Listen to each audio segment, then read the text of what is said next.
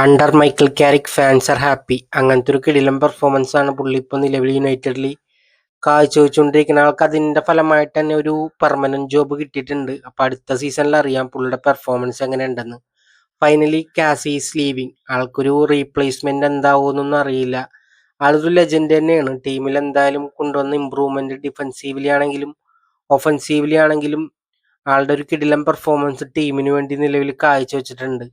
അപ്പോൾ ആളുടെ ഒരു റീപ്ലേസ്മെന്റ് അത്ര എളുപ്പമാവില്ല. കാരണം അതുപോലത്തെ ഒരു പെർഫോമൻസ് ആണ് ആൾ ടീമിന് വേണ്ടി എപ്പോഴും കാഴ്ചവെച്ചുകൊണ്ടിരിക്കുന്നത്. അങ്ങനെ ഫൈനലി ബ്രൂണോ ഇവർക്കൊപ്പം എത്തിയിട്ടുണ്ട്.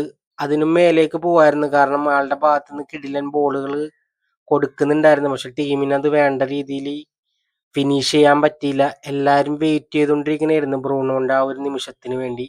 ഒരുപാട് ചാൻസുകൾ ബ്രൂണോ ക്രിയേറ്റ് ചെയ്ത് വെച്ചു കൊടുത്തു. പക്ഷെ അത് ഫിനിഷ് ചെയ്യാൻ പറ്റിയില്ല. അല്ലെങ്കിൽ ഒരു പക്ഷേ ആൾ എന്തായാലും ആ ഒരു അസിസ്റ്റ് വെട്ടിച്ചാനെ. ഒരുപാട് ചാൻസ് ഉണ്ടായിരുന്നു. എംബിമോ കൊടുത്ത ചാൻസ് ആണെങ്കിലും അതുപോലെ സിറിക്സിയുടെ ചാൻസ് ആണെങ്കിലും ഡാലോട്ടിന്റെ ചാൻസ് ആണെങ്കിലും ആൾ കുറേ ക്രിയേറ്റിവിറ്റി നടത്തുന്നുണ്ടായിരുന്നു. പക്ഷെ അത് വേണ്ട രീതിയിൽ ഫിനിഷ് ചെയ്യാൻ പറ്റിയില്ല. പല ചാൻസും കണ്ട് ഫാൻസ് അന്തം വിട്ടിട്ടുണ്ടാവും. കാരണം ആൾ അത്രയും കഷ്ടപ്പെട്ടാണ് ആ ചാൻസുകൾ ക്രിയേറ്റ് ഫാൻസ് എന്തായാലും ഹാപ്പി അല്ല. കാരണം ആളുടെ ആ ഒരു ക്രിയേറ്റിവിറ്റിക്ക് ആ ഒരു ഗോൾ വന്നാൽ പോരാ. പിന്നെ കാരിക്കിന്റെ അണ്ടറിലെ ആളൊരു ബീസ്റ്റ് ആണെന്ന് വേണമെങ്കിൽ പറയാം. പിന്നെ Man City back to winning days. അവർ ആ FA കപ്പ് അടിച്ചിട്ടുണ്ട്. ഇപ്പൊ കുറെ നാളായി അവരൊരു നല്ല പെർഫോമൻസ് വന്നിട്ട്. ഒരു നല്ല സീസൺ ആയിരുന്നില്ല. പക്ഷെ ഈ ഒരു ട്രോഫിയോട് അതെല്ലാം മാറിയിട്ടുണ്ട്. സെമീന്യോ ആള് ഈ സീസണിൽ വന്നാണ്. ആളുടെ ഒരു ഒറ്റ ഗോളിന്റെ ബലത്തിലായിരുന്നു. അതൊരു കിടിലൻ ബാക്ക് ഹീലാണെന്ന് വേണമെങ്കിൽ പറയാം. അങ്ങനെ ആരും കാണാത്ത ടൈപ്പ് എന്താ പറയാ, ഒരു ബ്രില്യൻ്റ് ആയിട്ടുള്ള ആളുടെ ഒരു മൂവ്മെന്റ് തന്നെയായിരുന്നു.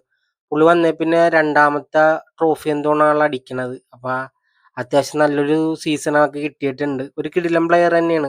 പക്ഷെ സിറ്റിയിൽ വന്നതിന് ശേഷം ആൾ ഇത്തിരി ഡൗൺ ആയിട്ടുണ്ട്. Bro thinking he's Peter check. പക്ഷെ അതുപോലെ ഒന്നും അല്ല, നമ്മൾ കളി കണ്ടതാണ്. അങ്ങനെ അടുത്തൊരു ബ്രില്യൻസ് എന്ന് വേണമെങ്കിൽ പറയാം. പെപ് ഗാർഡിയോളയുടെ അണ്ടറിൽ ടീം നന്നായിട്ട് തന്നെ കുതിക്കുന്നുണ്ട്. 6 പ്രീമിയർ ലീഗും അത്യാവശ്യം നല്ല ട്രോഫികൾ അടിച്ചിട്ടുണ്ട്. ആളൊരു കിടിലൻ മാനേജറാണ്. പ്രത്യേകിച്ച് എടുത്ത് പറയേണ്ട ആളുടെ ആ ഒരു കണ്ടിന്യൂസ് ആയിട്ട് ആൾ ആ ട്രോഫികളും കാര്യങ്ങളും അടിക്കുന്നുണ്ട്. ഈ ഒരു ചെക്കൻ്റെ പിക്ചർ നമ്മൾ കണ്ടാണ്. അവർ നിരാശപ്പെട്ടിരിക്കണായിരുന്നു ആ ഒരു കഴിഞ്ഞതിൻ്റെ മുമ്പത്തെ ഫൈനലിൽ എന്തോ. പക്ഷെ ആളുടെ ഒരു ഹാപ്പിനെസ് ഇപ്പം കാണാം. അങ്ങനെ ഫൈനലി ചെൽസിയെ രക്ഷിക്കാൻ ഒരാൾ വരുന്നുണ്ട്. നമ്മൾ കണ്ടാണ് ആ ഒരു കൺഫർമേഷനും കാര്യങ്ങളെല്ലാം. അങ്ങനെ അണ്ണന് വീണ്ടും ഒരു തോൽവി കൂടി എന്ന് വേണമെങ്കിൽ പറയാം. AFC സെക്കൻഡ് ചാമ്പ്യൻസ് ലീഗ് കൂടി തോറ്റിട്ടുണ്ട്. അപ്പൊ എന്തുകൊണ്ടാണ് ഇയാൾക്ക് ഇങ്ങനെ ബാക്ക് ടു ബാക്ക് തോൽവികൾ വരുന്നത്? ഇതുവരെ ഒരു മേജർ ട്രോഫി അടിക്കാൻ പറ്റിയിട്ടില്ല. ലാസ്റ്റ് ജാവോ ഫെലിക്സിന് കിട്ടിയ ഒരു പാസും കാര്യങ്ങളൊക്കെ നമ്മൾ കണ്ടാണ്. ആൾക്കത് ഫിനിഷ് ചെയ്യാൻ പറ്റിയില്ല. ഒരുപാട് ചാൻസുകൾ ഉണ്ടായിരുന്നു. പക്ഷെ അത് വേണ്ട രീതിയിൽ അവർക്കത് ഉപയോഗപ്പെടുത്താൻ പറ്റില്ല എന്നുള്ളതാണ്. അണ്ണന്റെ ഭാഗത്തു നിന്നാണെങ്കിലും ആൾക്ക് പ്രത്യേകിച്ചൊന്നും ചെയ്യാൻ കഴിഞ്ഞില്ല. 2-3 ടച്ചും കാര്യങ്ങളൊക്കെ ഉണ്ടായിരുന്നു. പക്ഷെ അതർവൈസ് ആള് അത്യാവശ്യം വേസ്റ്റ് ആയിട്ടുള്ള ഒരു പെർഫോമൻസ് ആയിരുന്നു. ആ ഒരു ഹെഡർ മൂവ്മെന്റ് ഒക്കെ നമ്മൾ കണ്ടാണ്. പക്ഷെ അതൊന്നും ഫിനിഷ് ചെയ്യാൻ പറ്റിയില്ല. എന്തായാലും ബ്രോൺസോവിച്ചിനെ നല്ല രീതിയിൽ തന്നെ ടീം മിസ് ചെയ്തിട്ടുണ്ട്. പിന്നെ ഈ ഒരു സ്റ്റാറ്റസിലുണ്ട് എല്ലാ കാര്യങ്ങളും. പുള്ളിക്ക് മാത്രമാണ് ഇങ്ങനെ എപ്പോഴും സംഭവിക്കുന്നത്. ഇന്റർ മിലാൻ ഒരു കിടിലം വിജയം കൂടി നേടിയിട്ടുണ്ട്. അങ്ങനെ ഒരു ടോപ്പ് 2 എത്തിയിട്ടുണ്ട് അവര്. അപ്പൊ വീണ്ടും മെസ്സിയുടെ ഒരു മാജിക് എന്ന് വേണമെങ്കിൽ പറയാം. കാരണം ആള് ബാക്ക് ടു ബാക്ക് കിടിലം പെർഫോമൻസ് ആണ് ടീമിന് വേണ്ടി കാഴ്ചവെച്ചുകൊണ്ടിരിക്കണേ എന്നുള്ളതാണ്. ആളൊരു കിടിലം പ്ലെയർ ആണ്. പ്രത്യേകിച്ച് എടുത്ത് പറയേണ്ട കാര്യമൊന്നുമില്ല പുള്ളിയുടെ പെർഫോമൻസിനെ പറ്റി.